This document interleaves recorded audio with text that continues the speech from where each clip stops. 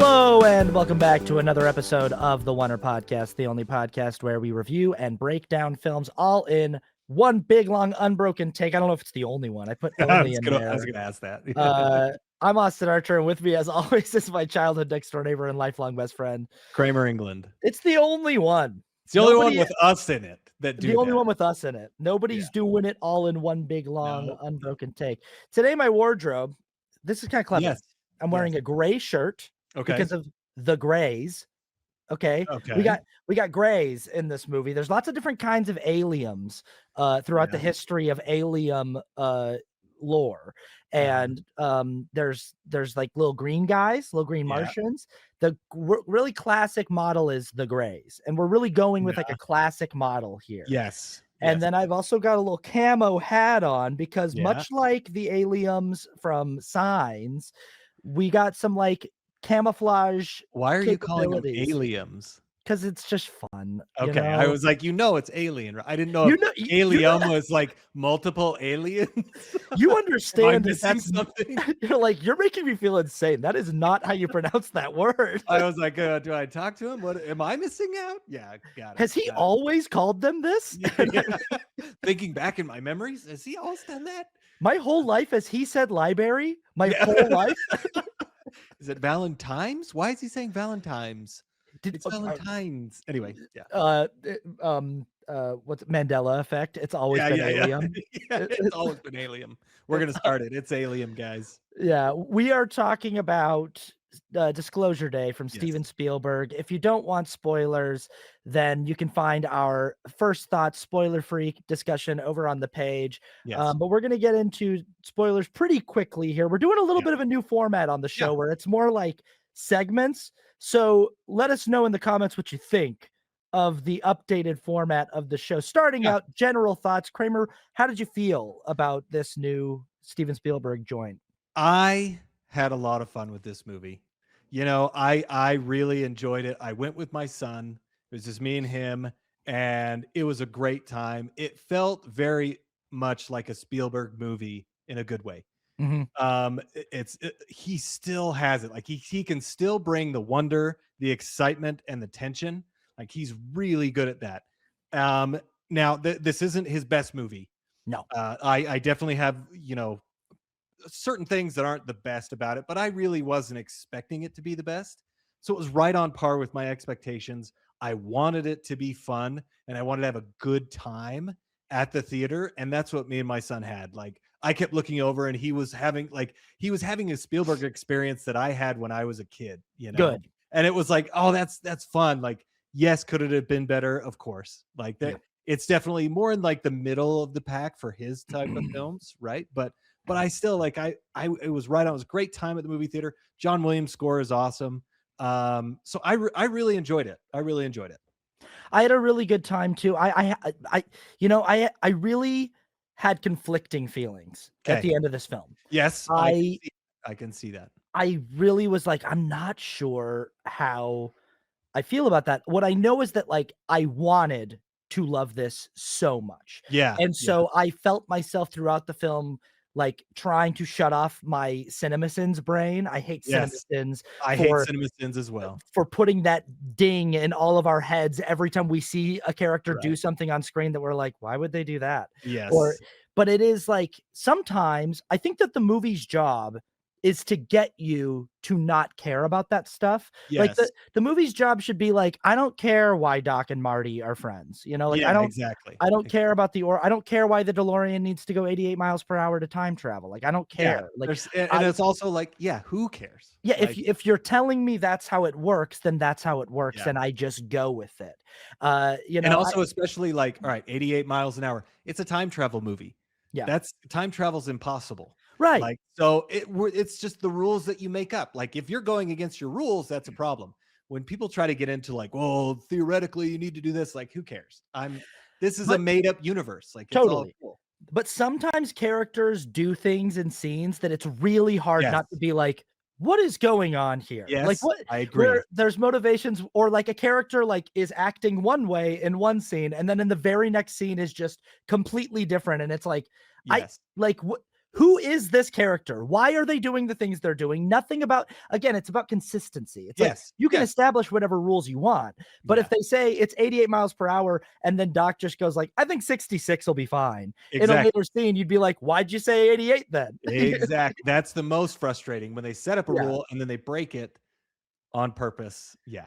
Yeah, and there's a little bit of that going on with some of the characterization here of some of our characters that we will get into.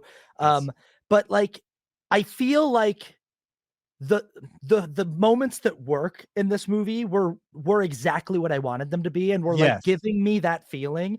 And Yes. definitely there is a lot of Spielberg showing why he is who he is in this Exactly. film.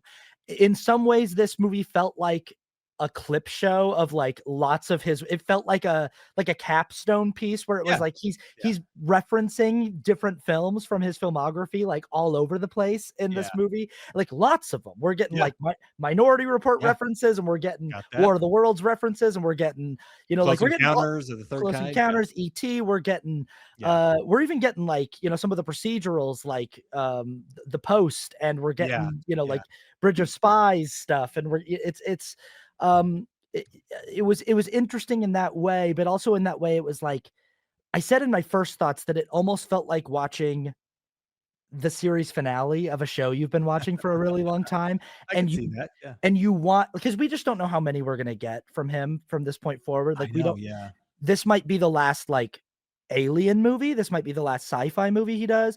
And Probably. like any good series finale, you really want it to stick the landing. You want Yeah. everything to feel like it comes together and lands thematically. And it felt like this movie was trying to do that. It was trying to bring in pieces of everything he's done throughout his career and have Yeah. it all kind of be this like, Yeah. and it's Culmination of everything together and it's kind right. of wrapping it all up. Yeah. And in some ways, there were I kind of almost think that that almost got in the movie's way. Like, it was like the I movie could was see too that. self-referential, because the stuff that really worked for me was the stuff that was just that was that was right for this story, that was just about helping this movie tell the story it wanted to tell. Um, and I was so conflicted about this movie, I had to go see it again last night. I saw it Oh, in you did? 70. Yeah, Nice. I saw a 70 millimeter print, and Ooh, it fun. was really cool. It was That's honestly, awesome. I was sitting in the theater and like they were playing the trailers in digital, and Yeah. I was like, "Is this what 70 millimeter looks like?" I Yeah, was like, yeah. "Is it just Ben?" I was like, "It looks indistinguishable from the other ones." Right. And I was like, "Did the theater lie to me?" And then, and then after AMC did their little like Yeah, intro thing, yeah. they went to the projector and they played 2 trailers in 70 millimeter. They played Dune 3 and The Odyssey in 70 millimeter, and you Ooh. could tell immediately because like when the Yeah. following attraction is like it's like the little shakiness of the projector, like Yep, the yep. and I was like, "Oh, wait." And then the Dune trailer in 70 millimeter blew my mind. I was like, "Oh Dude, my goodness." I really wanna go see The Odyssey in 70 millimeter. I might need Yeah, to take a trip down to California and yeah. go with you or something. Because It was, and watching this movie in 70 millimeter was really special. oh, It that's was awesome. That's so because it's a very nostalgic feeling film anyway. totally, The totally. feel of it is very, it feels like movies that we watched growing up, and then watching it in that format, it was like, "Oh, cool. I'm watching Yeah, like a real film reel again." yeah. But yeah, that being said, like I feel the way a lot of positive reviewers seem to be feeling online, which is like, I like this movie more than I don't like it, Yes, and the good outweighs the bad for me. I yes. recognize there are definitely flaws, and that's a bummer because I wanted this to be like I wanted Yeah, it to like I wanted to just love it, and I wanted to not have as many issues with it as I do. yeah, But yeah. speaking of those, let's get into uh, Good. uh, some more specifics here. So, spoiler alert for the rest of the episode. Here we Spoilers. go with a segment we call Highest Highs. This is just a collection of some of our favorite things in the film. So, Kramer, what is your first highest high? My highest high of the movie is definitely Emily Blunt's performance. That's one of mine. That's on the Yeah. list. Yep. I mean, for me, she is such a good actor. She's and especially with this role, this was a hard role to pull off, and she pulled it off because she's gotta be so many different things, you Mhm. know? Mhm. And she's also gotta be one of the most empathetic people in the film. Like, Yeah. because the aliens have imbued her with empathy for Yeah. everyone. And if you look into her eyes, you immediately see kind of like the thing that you need the most, right? And Well, and this is also like the mastery of Steven Spielberg as a filmmaker, that yeah, the interaction of the technical side of the filmmaking with her performance, this little effect that they do every time she looks in someone's eyes and the yeah, light just ever so slightly brightens on her eyes and right, and right, they did this same effect over and over, and they had to accomplish it in a multitude of different ways where she'll look at someone and this light will sort of yep, brighten mhm, on her face, and I was like, I think that's a practical effect that they're doing with the camera, probably, and that yeah, she's feeling as an actress, and the time I was like, I really love the way this interaction is happening between yeah, the camera team and her as totally, a performer, and yeah, the way her countenance changes when yeah, she is taking in information on someone, and yeah. yeah. And I just believed everything because she was doing it. Like, it's a hard role, you know. If you don't have someone as experienced as her, it would probably wouldn't work. But I thought she did a really, really good job, and I really liked her character. I Um, I saw someone, I mean, I've seen a few different people be like, "She could be nominated for an Oscar for this," and I'm I've like, heard "Oh, that. Yeah. totally," and I saw someone earlier say, "You can't see the work," which sometimes actors are doing really great stuff, but you can see the process a little bit. Emily's so good in this movie, you're not thinking about, like, the actor doing the work. She Yes. just she pulls you right into the journey, and, like, she makes it look not hard. She makes Totally. it look like what she's doing is really effortless, Yeah. and that's what's happening to the character, is it's like all this information is flowing out of her effortlessly, Yep. but against her will, but it's like, I know as an actor how incredibly difficult what she's doing is. Yeah. That first monologue, the first time she does it, I mean, there's the first time when she speaks in Russian, but when Yeah. she talks to that cop and she's just sort of like pulling information out of his eyes, and Yeah. she's like, "Yeah, no, you're not your dad. No, no, no." Yeah. And Yeah. she Yeah. and it's like and but it's all just on her, and she's Yeah. so good at letting this like stream of information flow out of her, and like watching her discover it as it's happening, and Yep. it's so yeah, it's really, really impressive. Yeah. She was awesome. I think she stand out in the film. I mean, And she's such a great actress. the core cast is really strong. Yes. Josh Everyone O'Con does a really good job. Yep, Josh O'Connor's really strong. Colin Firth is Yeah. doing a good job. The characterization with all of the villains, I have issues with. We'll get to that. Yep. Hugo's very good. Coleman Domingo. Yep. Uh, even the woman who plays Jane, I think does a nice job. Yep. There is an actor that I didn't write down that while we're talking about just ensemble acting Yeah. that I need to give a special shout out to, it's the actor that plays the anchor at the end of the film. Yes. It's who Yes. comes in for one scene at the end of the movie and like almost steals the entire sequence. Like I know. she does She was such good amazing. work. Yeah. It's like I need to it see if I can find out it, who she is. it kind of makes that whole sequence work, because that sequence is not it's it's not the best way, I think, to land this plane, but Yes. it works largely because of what she's doing, Yeah. and Yeah, it she does. makes it because it's very similar to the way that M. Night Shyamalan ended the movie Glass, where it's Mm. just sort of like a a montage of superheroes gets leaked on the internet and everyone's Yeah. watching it, but in today's world, you're like, videos don't mean anything. Like, I know. if somebody I know. shows me a video of a UFO, I don't care. Like, Yeah. Yeah. even if it's on the news, I don't care. Like, I don't, Yeah. like, Yeah. it doesn't, but this anchor's performance is Yeah. what pulls us in and sells it. She And does a great job, and I think she yeah. was an actual anchor. I don't remember her name. I can't find it real quick, but she did. The fact of she's trying to process it, and Mhm. she's, like, almost crying, and Yeah. I agree, like, that actually made the whole end sequence, because that's we'll get into the ending, but it made the whole end sequence work that much better Yeah. because the way she's reacting is exactly what you want from that Right. scene. It's the way that what Spielberg's good at is capturing this awe and this Yes. grandeur of Yes. the idea of extraterrestrial life. And he's always been good at like the scope of it. Like when you think Mhm. about the size of the mothership in ET as it takes off at the end, like when it lands, and and the size of the ship in Close Encounters, and the grandeur, the spectacle of it. Yeah. What this woman's response feels like how I I would respond if I was being shown like real footage of, Yes. and it was confirmed and it was all like, or if I was really looking at something like that come through the clouds, the amount of emotions that would be going through your body of like, wait, what does this all mean then? What Right, is like right. everything's different now.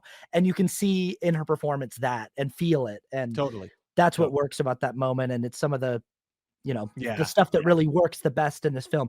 So my first highest good. high, and it is in conjunction with the Emily Blunt thing, is uh in general, we get a lot of good Spielberg oneers in this movie. Yes, we do. He's the king of like the subtle oneer, the oneer that's Yep, not flashy, that's not drawing attention to itself.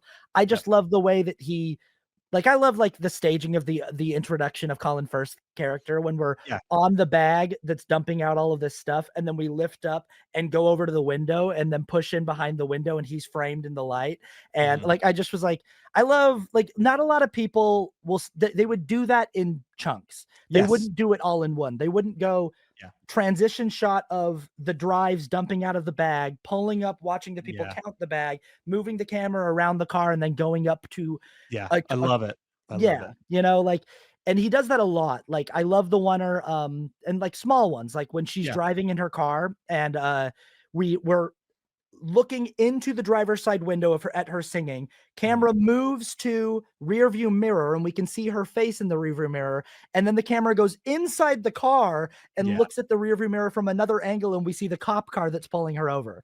And, yeah, like, it's not a very long oneer, but it's still just, like, it's great.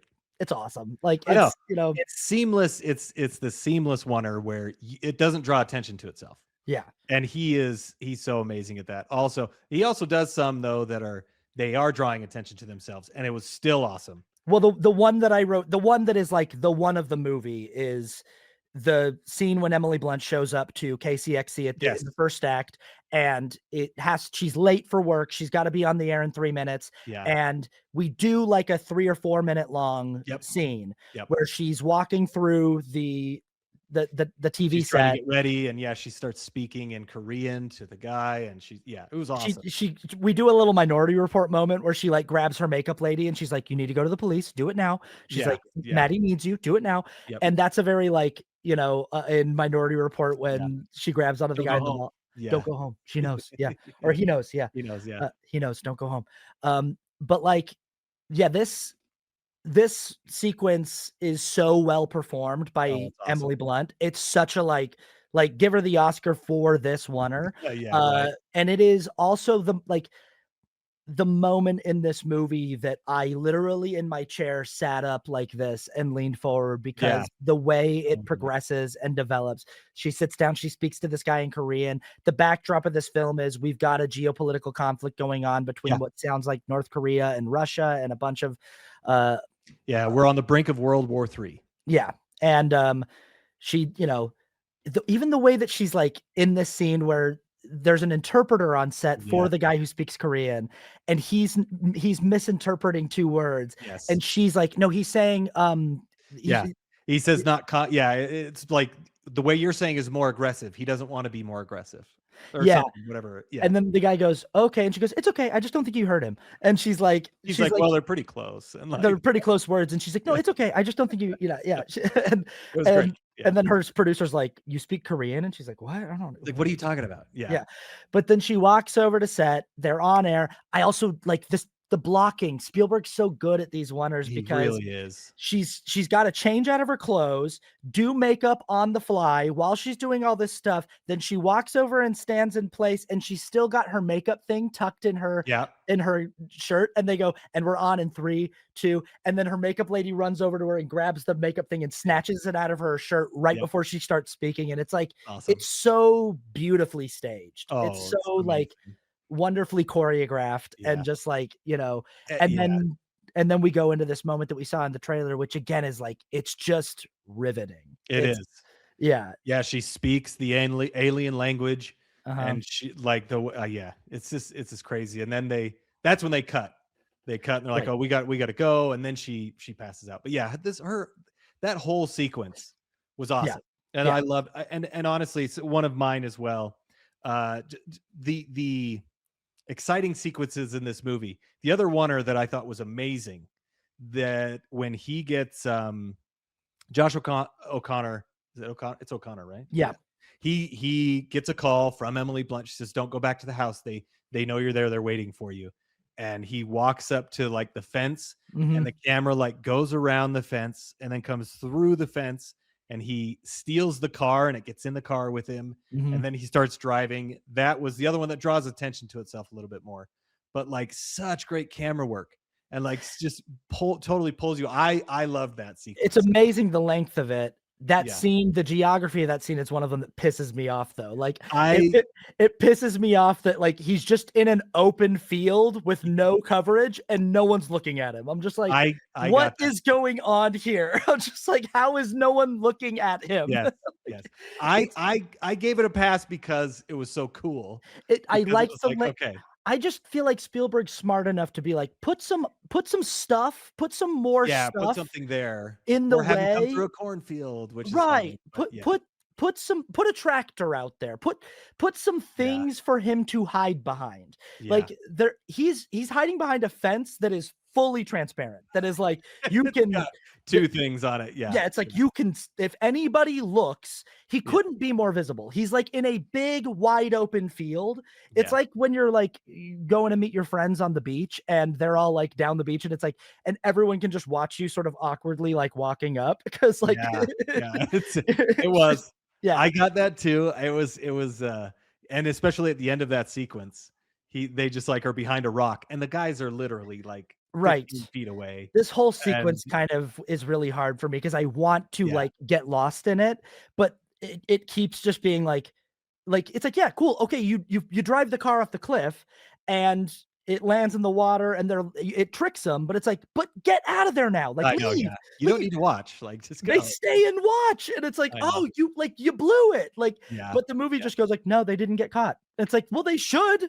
They I know. deserve to get caught. Like, I gave into that scene because I had a ton of fun with it, like, yeah, because I did love he gets in the car and he's gotta go and everybody's there and he breaks through the house and then she's right there and he grabs her, and I like that there were I loved the sequence. oh, and I don't blame you. I Yeah. like there's a lot in the sequence that's really cool. Like, I mean, I love a good practical effect. Him driving this Dodge Charger through the back of this Oh, it's awesome. house It's is so awesome. yeah, It's so cool.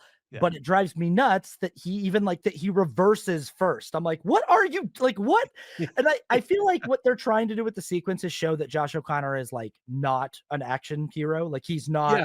Yeah. he's not in his element. Like he's just and he's Right. freaking out. And but it's like because he's kind of doing everything very clumsily in the whole Yes. sequence.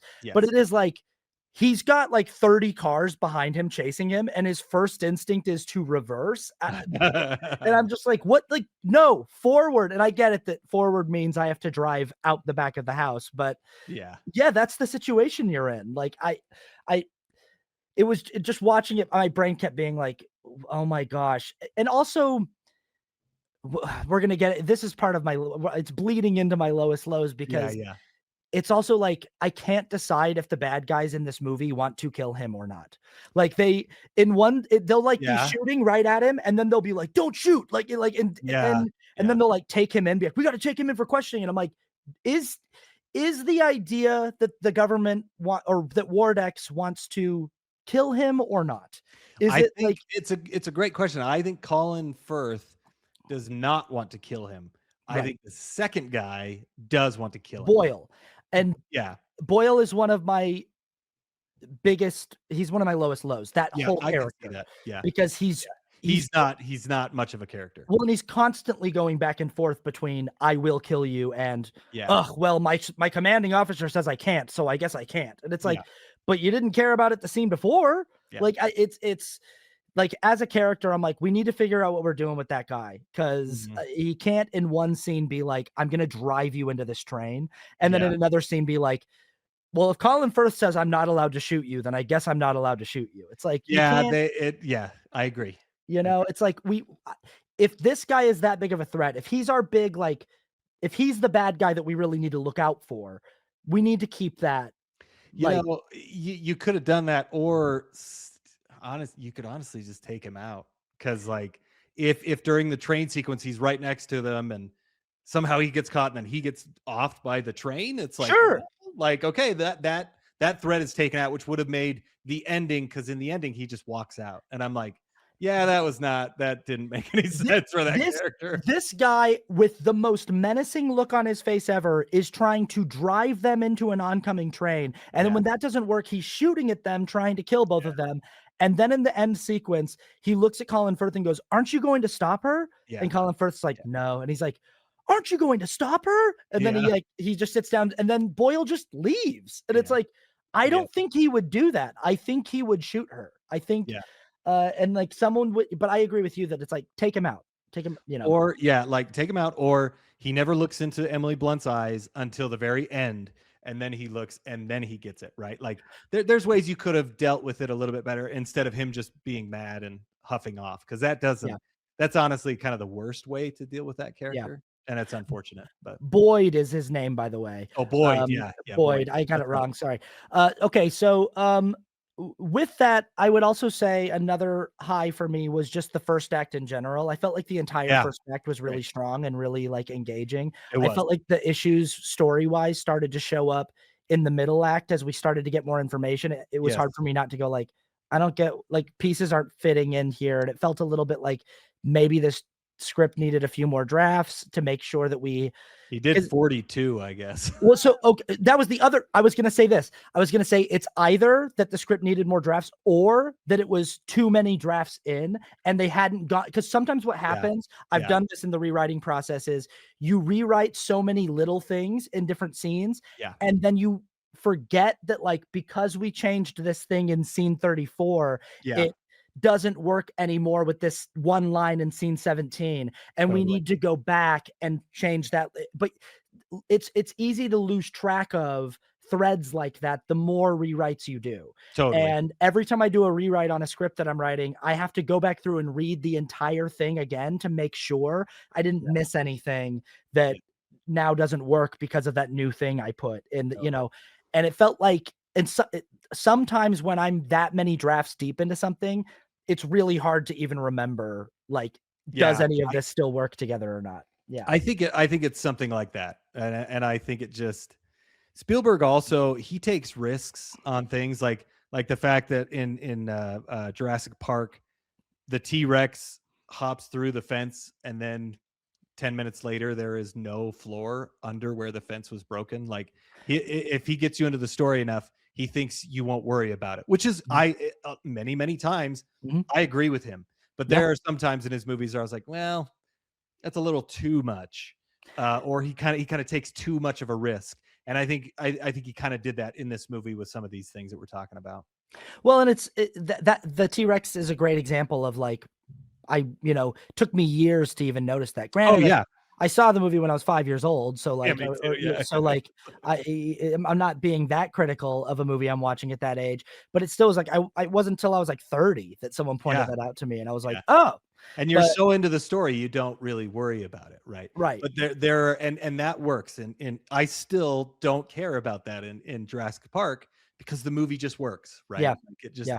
and maybe he was on a little edge, I don't care. But it this movie though, and with some of his other movies as well, it's like, okay, no, I do kind of care about that. And this movie, it kind of, there were some Do you things. do you have more highs that we can kind No, of I think speed. we honestly, we've covered it. I really liked the exciting sequences. Those are my next highs, and that's pretty much it. Yeah, I wrote down train scene. That's what I wrote down too. I loved that scene. I think that I have issues with a lot of the action sequences, honestly, in this film, and the train Yeah. scene I liked. I liked like half of the invisible house and fire truck Yeah. I liked thing. that as well. I thought that was Yeah. fun. I thought that was that fun Spielberg. Yeah. You know, Mhm. yeah, and I also wrote down as a high, I do like the feeling of Disclosure Day in the end sequence. Yes. And I'm like half and half on it because I I really like the performance from this anchor. I really like I like the way that I like that we're in the control room watching them like yeah. switch to that because it just feels more grounded and feels more real. And I, Yes. but there's some parts of it that I'm kind of like, Yeah. we'll get Yeah. to that. But We'll get to let's the ending. let's I go think into lows. What's not working for you? so we kind of covered it, as you know, Yeah. they get away a little too easily. Mhm. I think other than that we haven't said, um, it just was too long. I think things just took a little too long. I would say I would agree with that. And I would also say, for me, it's one of those things where it's like you can't really spend much time thinking about what these aliens are or how they work or what their Yeah, plan was, because the second you think about it, and this is one of those 42 drafts thing where it's like yeah, things where it's like I don't if I spend any amount of time at all thinking about it, I don't get why the aliens did anything the way they did it. I I don't get agree. I don't get why we need to be at KCXC. I get that Missouri is the show me state, and we're doing a big thing with like she works in Kansas City, Missouri. Missouri is the show me state. We're going to Mhm. show everyone Right. you know, but I don't get why it needs to be KCXC, but it's sort of like Close Encounters. It's like, why does it need to be this mountain in Wyoming? And Yeah, it's like, it yeah, doesn't necessarily, but it's just because that's the why yeah, Roswell, New Mexico? Why, if it's District 9, why Johannesburg, South Africa? Like, yeah, just because that's where the movie says. And I'm fine with that. But it gets into the aliens have this like very specific thing of like, we're going to pick these two kids when they're 10 yeah, years old. We're going to abduct them in a very gentle way. We're going to give them this gift that's then going to be activated in like 15, 20 yeah, years. yeah, And then we're going to like use them to reveal ourselves. But I'm like, if you guys have the ability to zap someone with your thing and then they can understand your language, just do it. Just like y if that's the issue, and then if I just was, I'm like, I don't really get why it needs to be these two yeah, people. Like Coleman, Hugo's like, it was always the two yeah, of you, but I'm yeah. like, but why though? It just, Yeah, you know, I totally get what you're saying, and I agree with you. The thing that helped me is that this movie isn't about the why. I'm sure that right. there's a why, and there's also many things that I have thought of in my head, right? Like, well, if it's probably a dangerous thing, and honestly, maybe it didn't work for some people. Mhm, They abducted older people and it killed them, whatever, right? Like, there probably is a reason why, mhm. but they knew that everything was going to happen in that area in Kansas City. So I don't think Kansas City matters, but they knew that she would be there at that time Yeah. and she needed to be there, right? So that's kind of how I justified it in my head. And the fact that this was not about the why, it's about the what, you know? For sure, absolutely, and, but it is a movie that, like, it seems like Hugo understands Yes. something about there's even, like I don't know if you caught this, during the Disclosure Day, uh, dump at the end of the movie where we're watching all these clips, you can see security footage of Hugo with his head leaning up against a wall in like a room in like a sub basement of Wardex, and his Oh. like and his head he's like pressing his face up against a wall, and it almost looks like Hugo is like telepathically communicating with like one of the aliens on the Yeah, other I think I side of the, saw that. Yeah, yeah, and it's yeah. like a flash, but I'm like, Hugo definitely he has a relationship with these Yeah, aliens. yeah. He seems to understand them something, but also I'm like, okay, so Hugo seems like, why not Hugo? Why am I Yeah. Yeah, it yeah, yeah, feels yeah. like I think I just want to know a little bit more about why I know that it's about the what. I know that it's about like Right, right. the if they even have a great conversation. I like this conversation between Colin Firth and Hugo, when Colin Right. Firth dives on Hugo Yeah. and he says like Hugo basically is like, like you stopped caring about understanding things, and he's like, well, you don't want to understand anything but them, but you can't understand them. There's no understanding them, Yeah. and Yeah. that's the thing. And Hugo's like, you're wrong, man. Like we can, Yeah. like and that's. But also, this is one of my lows. Is like I can't. Colin Firth goes back and forth between.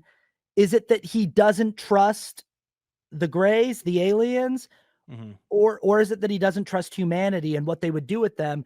And we go back and forth on the characterization because in some scenes he seems like really malevolent toward the aliens, and like Yeah. he says to Hugo like, if it's coming from them, you can be sure that it's in their best interest and not ours. Like Yeah. they're serving their own agenda and not us. And he says to Jane like, out of love for the human race you need to do this. Like he seems Yeah. like a humanity purist in some senses, but Yeah. then But in then he other does scenes he's seem like, like he doesn't like the aliens, yeah. or it seems like he's more like he's scared of humanity and what we would do to them if we, and I think I just overall like the lore. It seems like Steven and David probably had a lot of conversations about the backstory of Yeah. how all this came to be, the backstory uh of Hugo and Scanlan and Yeah. Mordex and everything that you know, and I'm just like, is there a way for me to get a little bit more of that, or Yeah, is I it just not important? yeah, I think they could have leaned in more towards him being indifferent to the aliens, Mhm, but him being much more scared of what humanity will do, which I think they kind of did. But I agree that it is also a little wishy washy on the other side. So if they would have just leaned in totally to the I'm scared of what I don't want everyone, I don't want us to break out into war. I don't want people to lose their faith. I don't want, whatever it is, like, because I like his motivation. I like that he has a motivation other than like money or greed or trying to get all this. It's like his motivation seems to be that the world will destroy itself. mhm, And it's too much information. It's too much because people think that, right? yeah, Especially governments. They really think that like, no, people can't handle this. And it's an understandable justification for a villain.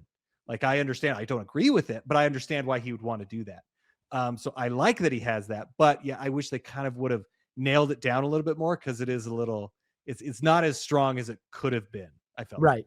Yeah, I felt like with him and Boyd, the bad guys in general, I was just sort of like, I'm not entirely clear on because there were moments where it just seemed like they were like shoot to kill. Like these Yeah, two yeah, these two need to be taken out. And then there were moments where it was like, no, we don't we're not evil. We just want to protect humanity. And I just yeah. wasn't Yeah, it sort of made it hard to latch into like what is their primary yeah. Yeah, again, if drive. you if you kind of take care of Boyd a little bit more, Mhm. it honestly probably could have worked better. Yeah. Because if Colin Firth is the one who's no, we this is humanity, but Boyd is like, no, we got to kill him, just because Yeah. that right, like you could have all also had that dynamic would have been a little bit more Yeah. strong. But yeah, I totally get it. I get Yeah. it. A few you mentioned this a little bit. I'm gonna kinda speed run through a Okay. few more lows here, and then we'll get into Yeah. some other stuff. Um, One is you said they get out of situations a little too easily, and it's like, there's something about the power that's given to Emily Blunt that's activated that's like and this word is used a lot, especially for female characters, and I don't mean to, like, go into that territory, but, like, Right. it's a little overpowered where, like, she can almost do anything, and it's just sort of Right. Right. like the solution for every situation she's in just becomes magic, just becomes like she can do anything now. Like whatever situation they're in, she can fix it. Like she Yeah. can like shapeshift into like someone's dead father or dead wife or dead Yeah. child. She can use the device to turn everybody invisible. But even like the scene when like they're leaving the trailer that they're in on the Air Force base, Yeah. and she turns into Colin Firth's wife, and it was very like Shang Tsung turning into Liu Kang's brother, and Liu Kang being like, "Is that you, Chen?" And it's like, Yeah. "No, you know it's not." And Yeah. it's like Colin Firth, it's like, "You know that's her." Like I it's know. like Yeah. you Yeah. know the aliens have this ability, Yeah. and that's the other thing about the aliens too, is it's like okay, are the aliens capable of shape-shifting and being invisible and getting inside of people's minds and mind reading? Or are they so inept that they're like crash landing and being like taken Right. prisoner?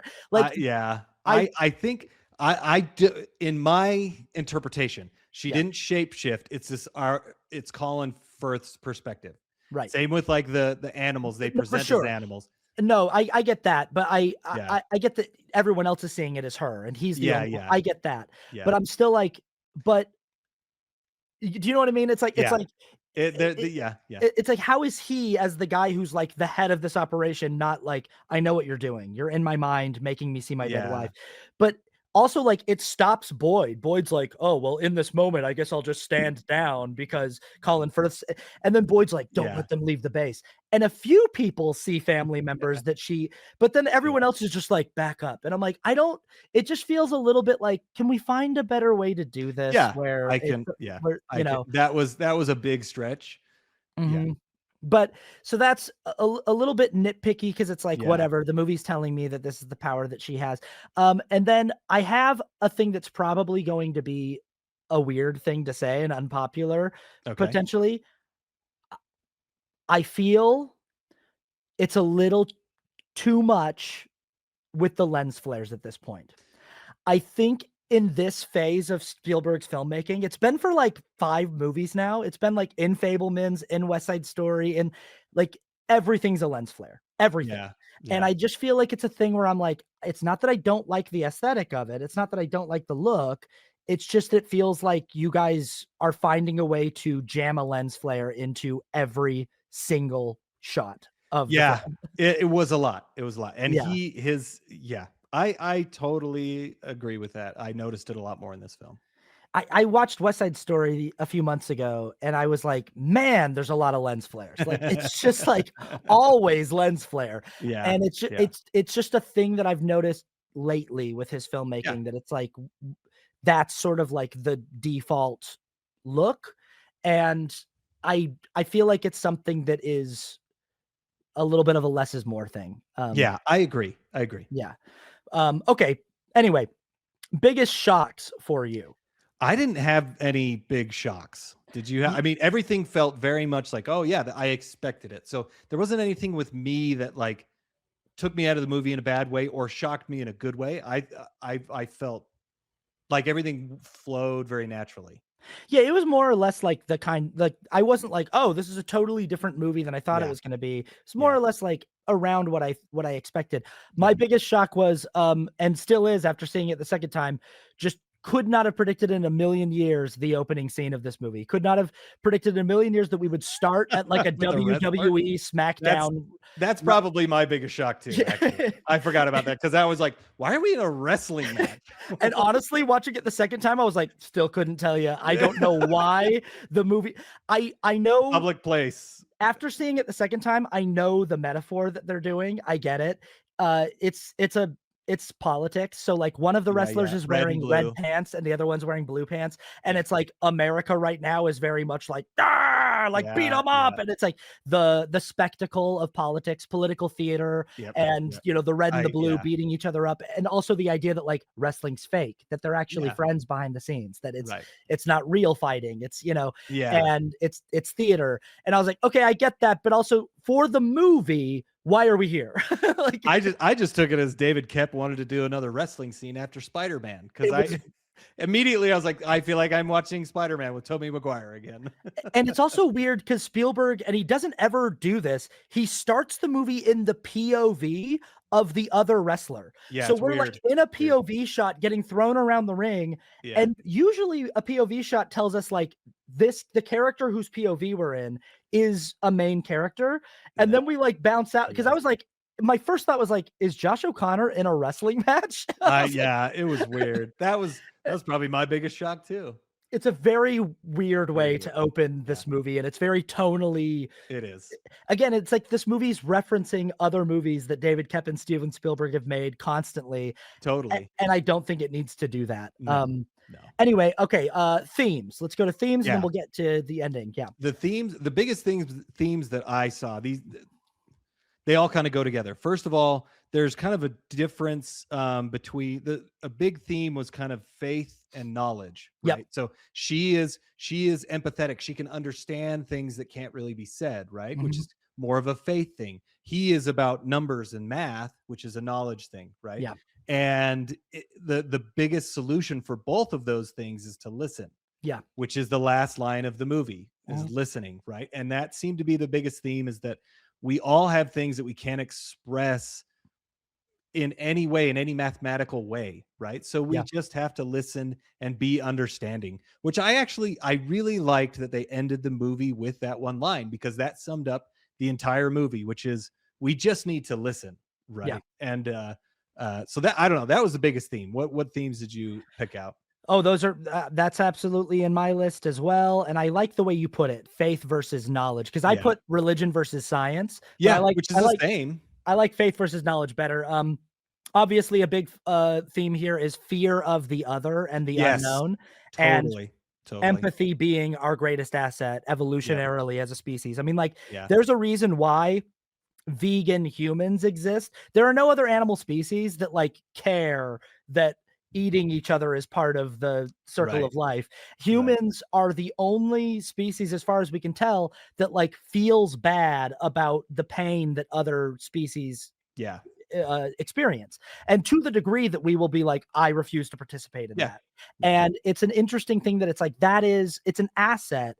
And I like, again, it's like the coupling that with emotional intelligence or with Yeah. Yeah. with intellectual intelligence, coupling our emotional intelligence with that Yeah. is the key to our survival and our growth. And I really like this idea. Thing that really works for me in this movie is I like the idea of benevolent visitors. I like the idea Yeah. of an alien species that's not here to rumble. I like Yeah. the idea. To me, it's like if we sent a group of scientists to a planet that we had discovered intelligent life on, I think I would hope that at that point we would want to like try to establish some kind of Yeah, contact I agree. that is Yeah, we're not that gonna go there to destroy them and take their yeah, assets. We're gonna go there to learn from them and to help them to understand us, right? Like that's I agree. I totally agree. together we're stronger. Exactly. If we find out that there's another intelligent species in the universe out there going through the same stuff we're going through, trying to figure our combined intelligence makes us both stronger than we are alone, you know? Totally. And Totally. I Yeah. like that theme. How about okay, let's get into the ending here. Yes. The ending for me felt very thematically appropriate. And it for the film, it works. For me, it was anticlimactic. Just it's also it's like it's an adjustment to kind of because it's very talking and seeing and understanding again, which is very thematically appropriate. But it still for me was I was kind of like, oh, I was hoping for something else. I don't know even know what it would be. So they stuck the landing for what they wanted to do, but it still was kind of, especially with Boyd just like walking out. That was like, oh, okay, could have been something better, but They literally show up to KCXE, blow up their, like, transmitting yeah, system, like, they're, like, coming in to shut yeah, this stuff down, like, the stakes for Wardex are big, and then they're just like, "Ah, I guess she turned it all back on with the magic thing, the yeah, end." yeah, Like yeah, yeah. like, That's the bad guys just, like, give up, like, they're yeah, there, and it's a again, like, I just the screenplay needs to find a totally, better way to motivate that. yeah, There's a lot in this sequence that I do like. I like wheeling out the alien guy, yeah, but again, when I'm seeing everybody buried in their phones, when we're going to the crowd scenes and yeah, everyone all over yeah. across the world is looking, and I don't mind that, everyone glued to their TV because I think we would be in such an instance, but to me, the thing that you were asking, like, what needs to change?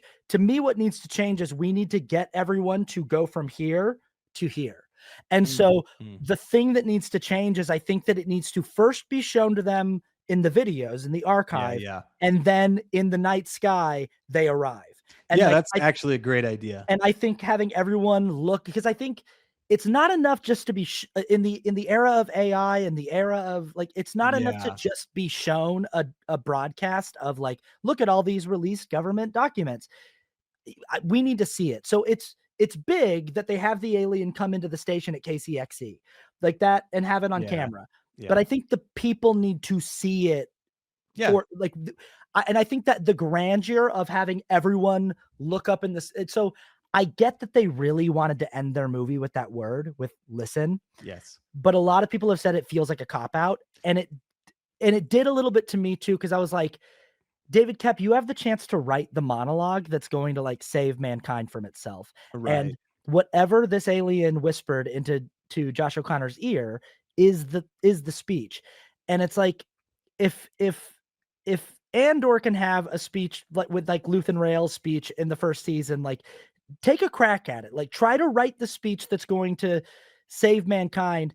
And when she finishes the speech, the lights in the sky turn on and everyone looks up, and that's the end of the movie. And like the, Mhm. you know, or or have the lights turn on in the sky, everyone looks up, they get scared, and then she says, "Listen," and that's the end. And I'm like, That's good too. Yeah, just that one extra image, I think is like, I yeah. don't know. I think here's the thing. Yeah. One thing having one word, everyone's going to remember it a whole lot more than a speech, Mhm. even though I totally agree with what you're talking about. But I do think if they would have had that image of everybody looking up and seeing something and then the listen, I think it would have even drove it home a little bit more. Absolutely. That's all I think it was, is I just was like, it's not enough to just have it on the screen. It Yeah. needs to be Yeah. real. And so That's a great point. That's a I great point. think just that one adjustment, if all of a sudden everyone looked up in the sky and there were just and it's like Yeah. Close Encounters, like beautiful, multicolored, Yeah. amazing Yeah. craft that are flying, and it's like not it's sort of scary, but it's sort of beautiful. Yeah. And everyone's sort of like scared, and then she just goes, "Listen." You're And right. then Right. and I'm like, yeah, I think that would Yeah. hit a lot stronger. I agree. Okay, let's go to scores really quick, and we will wrap it up. On our show, we've always given scores for technical rating, for the ending, for rewatchability, for cultural significance, and for our subjective score. So, Kramer, what is your technical score for Disclosure Day? My technical score is a 7. It's probably generous, but I had a lot of fun. Spielberg's doing really good work, a lot better than some other filmmakers, right? Like he can still do it, even though it's not his best film. But I thought that the acting, I think, elevated it a lot, especially from Emily Blunt. I think there's enough good here that I really enjoyed it. I'm at a 7 as well. I see the people who don't like this movie are saying it's, like, terrible. Like, I've seen a lot of Yeah, reviewers I be don't. like, "It's awful," and I'm like, "There's stuff that bothers me here, but, like, the good like, you're overlooking so much good to and focusing on that stuff that doesn't work, and the good stuff is, like, masterful." Yeah, It's you know, totally, and you totally. gotta give it up for some of these sequences and the Yeah, performances, and yeah. yeah. How about the ending? The ending I gave a 6.5. It is, again, as I said, it's thematically appropriate, but I think especially with what you said, I think they could have drove it home a little bit more with an image like that. Yeah, I would be at a 6.5 as well. I think that it's just I think that's I want it to be higher. I would almost bump it up to a 7 for that Anchor's performance because Yes, yes, she's saving it. Because 'cause I'm she sitting is. there watching it going like, "Oh, don't just do a montage of clips." Like, Yeah, yeah. you know? Yeah, And yeah, it's gotta be more tangible than totally. that. How about rewatchability? Rewatchability, I gave a 6.5. I do want to see it again because I Mhm. there's a lot of fun sequences. You can definitely watch it again. And I think I'm probably going to pick up a little bit more on the second watch. But it also those problems that we've gone through, I think it's just too long. I'm gonna go down to a 6 on rewatchability. I was hoping to like it more on the second watch, and Yeah. I wound up being more frustrated by the things Oh, that frustrated me the first that's time, too and I was bad. like, "Ah, Yeah. darn." Yeah. But I still was like, the stuff that worked still worked Yeah. on the rewatch. That's good. But it's a little uneven with especially in that Yeah. middle act and the whole bad guy thing. I'm just like, I'm Totally. not on board with them. How about the cultural impact? Cultural impact, I'm giving a 6. Okay. This is not I mean, as far as Spielberg films and even Spielberg alien films, it's not ET, it's not third Close Encounters, even though I didn't love Close Encounters of the Third Kind. I think it's probably after those two. So, but it's still a fun movie, especially at the end of his career. So I think it still will have an impact. I know it's man, I wanted this to have a bigger splash, and Yes. it's unfortunate that the impact I feel like of this last little leg of his career is gonna be that like, his movies were sort of just uneven and Yeah. had flashes of brilliance, but were all movies that I don't Yeah. know what it is. I don't it's that 42 drafts thing is really interesting It is because pretty it crazy. it Yeah. feels like it's almost like were you doing that many drafts when you were young, or were you more, like, Right. bullish about, like I don't who Yeah. knows? Yeah. Yeah, how about, your subjective score? My subjective score is a 7. I had a lot of fun. It was a great time. It was good to see Spielberg kind of back in this form. So I really enjoyed it. Yeah, I'll put it at a 7 too. I wish I could go higher. Yeah, I wish it was higher too. I I wish it think was like I'm 8.5, but yeah, I think I'm being generous even with the 7, but I think, yeah, uh, the stuff that works really works, it does. and yeah, Emily Blunt is that good, and, She is. yeah.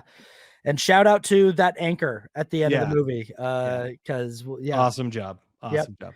yep. Okay, that's it. That's Disclosure Day. Next week, if you wanna watch along with the show, we are watching Toy Story 5. It's all about the nostalgia. It was Spielberg this week. It's Yep. Pixar next week. Yep. We'll see if they still got some juice in the tank. Watch along with us at the theater, and we'll, like, share, comment, subscribe. Tell us what you think about the new format, Yeah. all that good stuff, and we'll see you next week. Bye-bye.